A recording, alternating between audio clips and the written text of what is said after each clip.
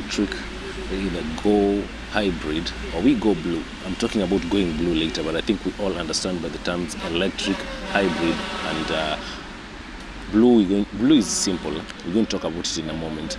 And it's true, it's been a while since we talked here on Thai Motors. Right now there's a lot in store for you. There's a lot in store for you, and we'll be giving you back-to-back content on our motor vehicle industry. What were we saying? We're going to talk about a very interesting K car, and by K car I mean a very small compact car that can only be used, or that's mostly used in transporting passengers and cargo from point A to point B.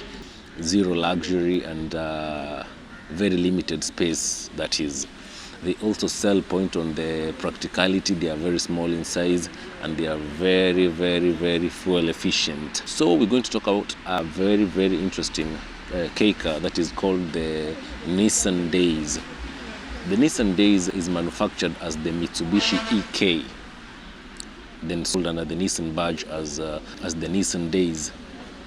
This is a car that we've got to interact with very well here at Thai Motors. Of course, we've got a unit or two that are selling at very, very friendly prices, and as we said, Mother Nature has to dictate us to where we're going because of the global warming and stuff. In Swahili they say uchafuzi wa mazingira, because when Mother Nature says so, we really have to comply.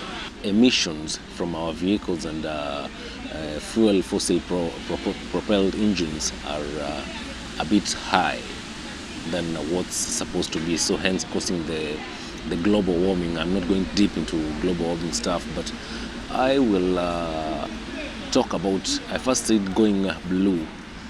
Going blue means going to minimal emission vehicles.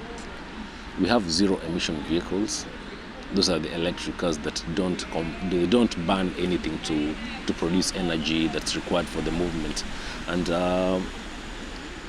we have the hybrid cars that obviously can slightly burn some fuel, so that they can actually just they are some of them are electric cars, like the Nissan Note e-Power and like the Nissan Note e-Power, which is basically an electric car that is powered by a petrol generator.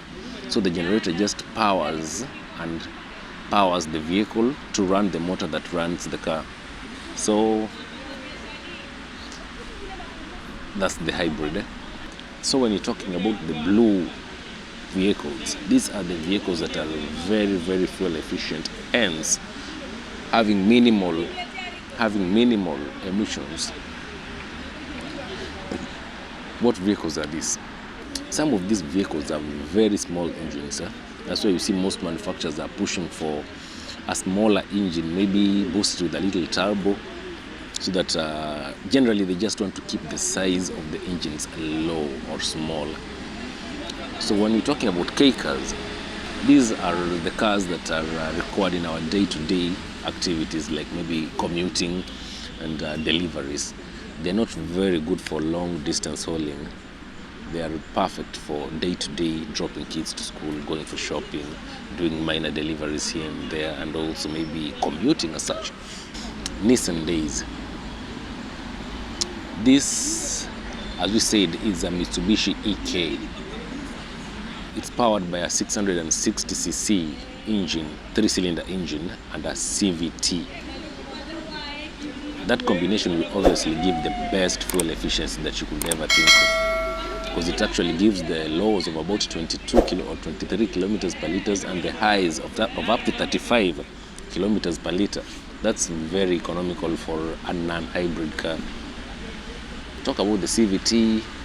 The CVT in this car will not be a major issue because, as we say, this car is manufactured originally as the Mitsubishi EK. So this is not the Xtronic CVT that's been proven to be problematic. And that will be a bit good to go.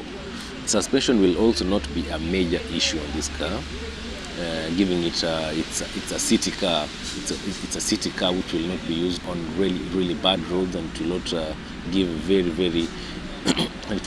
very heavy loads. So let's take a quick look at this car. We talked about the engine, as you can see it there.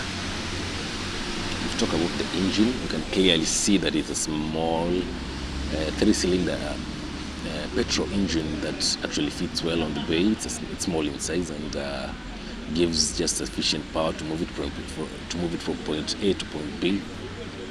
It doesn't feature the Nissan V design, but probably I think for the new model, the 5th generation, we could see some traits of the V design. But in this particular design, that's the 4th generation, we can't see that because we just see Mitsubishi DNA in the vehicle. This car has a pretty clear dashboard. It's a simple, has haina madoido mingi, straight to the point, clear, bright. Though I'm not really in for bright colored dashboards, but this doesn't really reflect, as we tried driving the vehicle, it doesn't really reflect on the windshield. But again, I really personally I'd prefer a dark dashboard. Again, everything is practical there. A very simple music system. The speedo says 140, and anyway, who would want to do speeds of more than 80 in a K car? I don't think so. I wouldn't do that. So the speed, it's enough. If you do anything between 60 and 80, 90, you're good to go. When we look at the space in the interior, the driving posture is quite okay. It's a bit comfortable, but not very comfortable. What I really liked about this car is that the space, the sitting space, the leg space that's involved, we have sufficient leg room. We have enough headroom also. The rear seat can accommodate 2 adults comfortably. That's very interesting. It's got space. Actually, this is the roomiest K car I've tested. I can say it's a bit spacious than the Suzuki Alto and the Light. Actually, I can say that this car is more spacious than a Toyota Passo, which is slightly bigger in size. This particular unit has a beige interior, very beautiful and very comfortable, of course. The boot space is not sufficient, but either way, what do you expect in a K car? K cars are not supposed to have lots of luggage space. These are cars that are just, if you really want to carry luggage, you'll have to maybe convert the rear seat. Maybe you put it down, you push it down to give the flat space so that you can carry your luggage there. Which is, of course, when you've done that, you'll get a lot of volume for your luggage. The design is pretty sleek. It looks beautiful. It's really attractive to both genders. A lady can drive comfortably. A man can drive. Gone are the days when men used to perceive these small cars as feminine. But again, where the world has brought us to is that we really have to embrace these cars because these are the future. Most of us right now can't really afford the overwhelming fuel prices. So that's why we are having to resort to these K cars. And of course, if you think it's too small for you, you can get a hybrid that can give you the same fuel figures, but again at a higher price and at a slightly higher maintenance cost. So let's catch up again in another episode where we'll talk about our next car. Also, we have a lot in store for you in Thai Motors. We have a lot in store for you. So it's not all about car reviews, but there's a lot of information that regards maybe purchasing vehicles and other general car knowledge that you and I need to learn. So till next time, my name is Joe Tai for Thai Motors. See you.